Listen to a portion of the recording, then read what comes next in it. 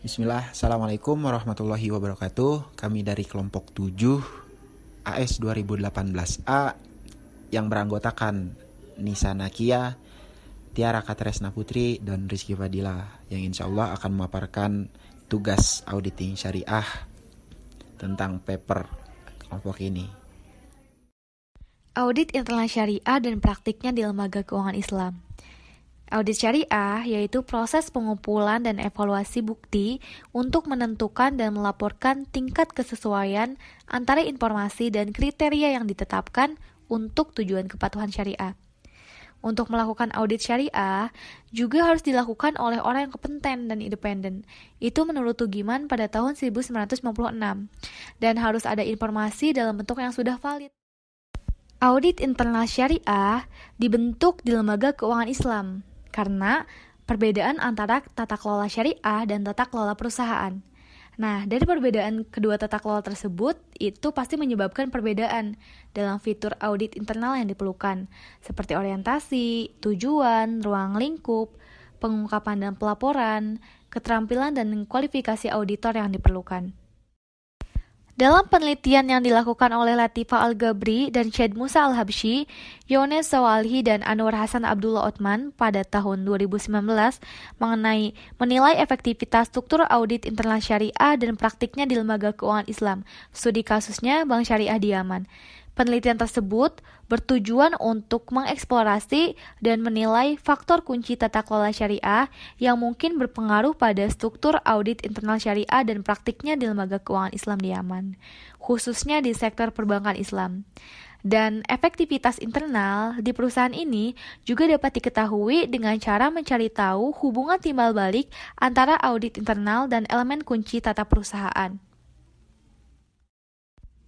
Faktor kunci yang membantu dalam menilai struktur audit internal syariah dan praktiknya yaitu piagam auditor syariah, rencana audit, dan manual audit. Dalam penelitian tersebut, audit internal syariah pada Bank Syariah di Yaman cenderung subjektif karena mereka bergantung pada kualifikasi dan pengalaman auditor syariah internal daripada pedoman dan peraturan formal. Hal ini dikarenakan tidak ada rencana audit syariah internal yang terperinci atau manual audit internal yang terperinci. Dalam melakukan penelitian tersebut, memberikan paduan yang sangat penting dalam peningkatan proses tata kelola syariah akan peningkatan struktur audit syariah internal yang pada akhirnya mencerminkan peran audit internal dalam praktiknya. Menurut beberapa penelitian, ada beberapa masalah terkait dengan audit internal karena beberapa kesenjangan seperti kesenjangan harapan. Salah satu kesenjangan adalah kesenjangan kinerja. Menurut Porter pada tahun 1993, hal ini diklasifikasikan dalam dua kategori. Yang pertama adalah kekurangan standar kesenjangan yang terletak antara pedoman yang ada dan standar yang terkait dengan audit dan apa yang diharapkan masyarakat. Dan yang kedua, menurut Porter pada tahun 1993, Kinney 1993, adalah kesenjangan harapan kinerja dan kesenjangan kinerja yang kurang. Yang terakhir adalah kesenjangan antara standar kinerja auditor yang diharapkan dan apa yang dipraktikkan dalam kenyataan. Hal yang sama dan dihadapi oleh Bank Syariah, misalnya kurangnya pedoman dan kerangka pengawasan syariah dapat meningkatkan gangguan pada tata kelola bank syariah, khususnya pada ruang lingkup yang harus menjadi fokus yaitu auditor internal syariah.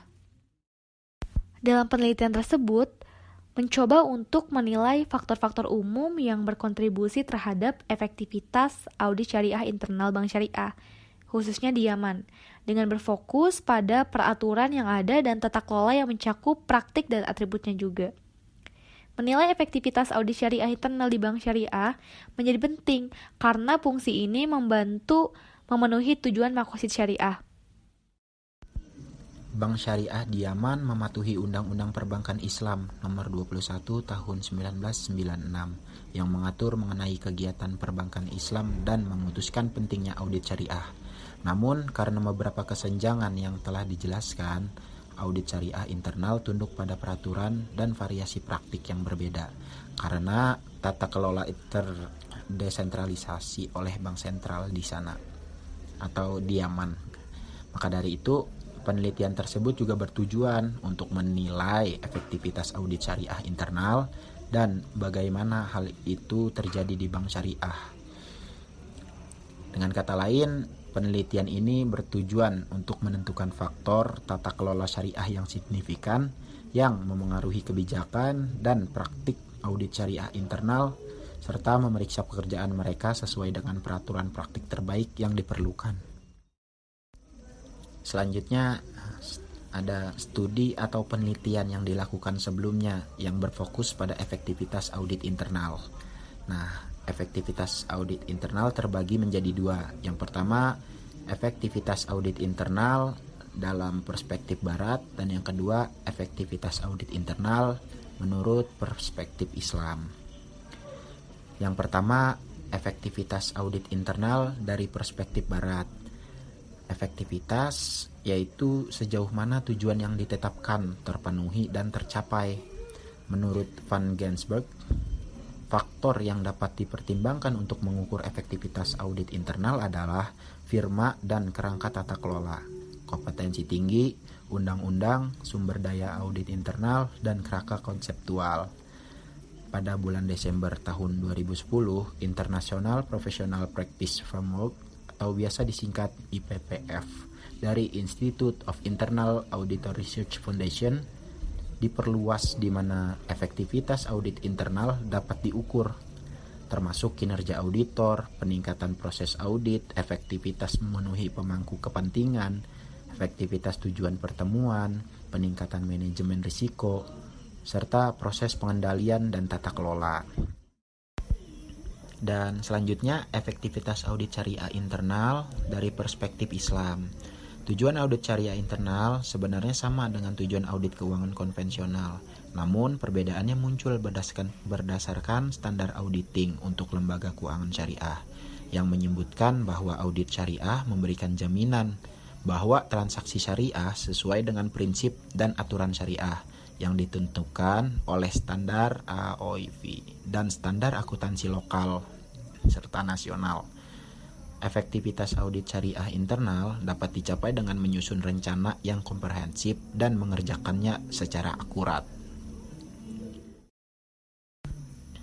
Lalu selanjutnya di sini ada juga struktur audit syariah internal dan mekanisme audit internal syariah yang efektif.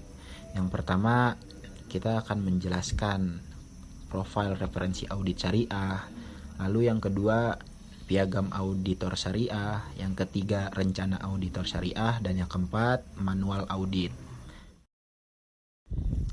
Untuk yang pertama, profil referensi audit syariah. Untuk melakukan audit yang efisien dan efektif, auditor internal syariah harus memiliki profil referensi audit syariah. Menurut Al-Fazi, beliau merupakan profesor di Universitas Kuwait. Dalam makalahnya yaitu Syariah Audit Manual, menyebutkan untuk menerapkan prinsip syariah harus tersedia referensi syariah yang komprehensif untuk auditor untuk merujuk ketika melakukan pekerjaan. Profil ini pun mencakup hal-hal sebagai berikut. Ada hukum resmi yang terkait dengan bank syariah seperti hukum komersial dan hukum bank syariah. Lalu ada instruksi yang dikeluarkan oleh Bank Sentral, peraturan dan kebijakan bank syariah, rencana strategis tahunan, struktur bank syariah, risalah rapat DPS, dan keputusan DPS. Pembahasan selanjutnya yaitu tentang piagam auditor syariah.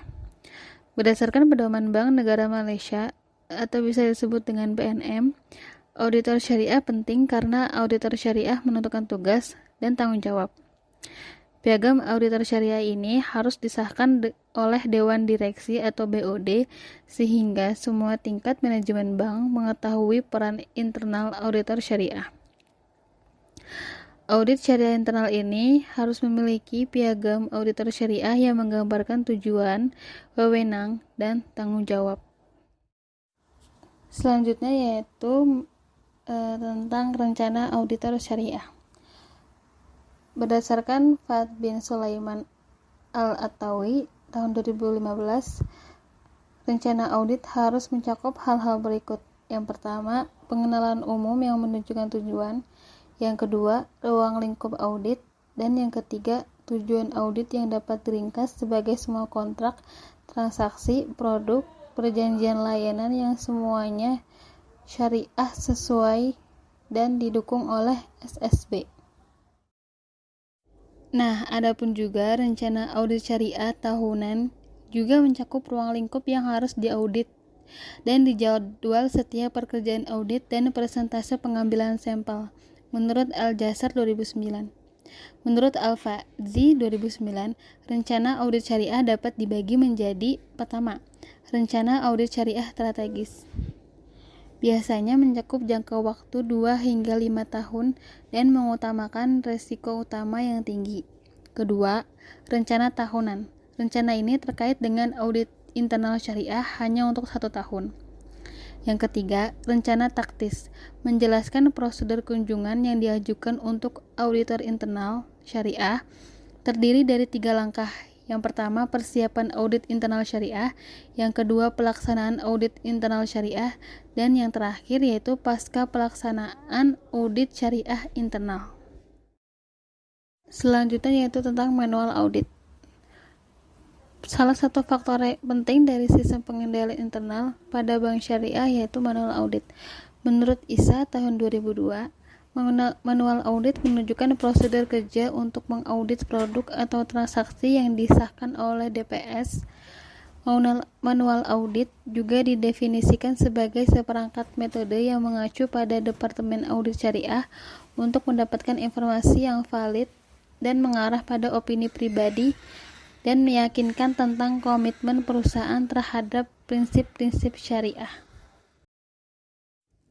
Dari penelitian yang dilakukan oleh Latifah Al-Gabri dan Syed Musa Al-Habsi dan Yones Suhalhi dan Anwar Hasan Abdullah Atman pada tahun 2019 mengenai tentang menilai efektivitas struktur audit internal syariah dan praktiknya di lembaga keuangan Islam pada studi kasus bank syariah di Kota Yaman, mengatakan bahwa efektivitas internal syariah audit dapat ditentukan dengan menemukan hubungan timbal balik antara audit internal dan elemen kunci syariah. Dalam tata kelola peningkatan faktor internal syariah dapat dicapai dengan meningkatkan kesadaran perbaikan internal struktur audit syariah.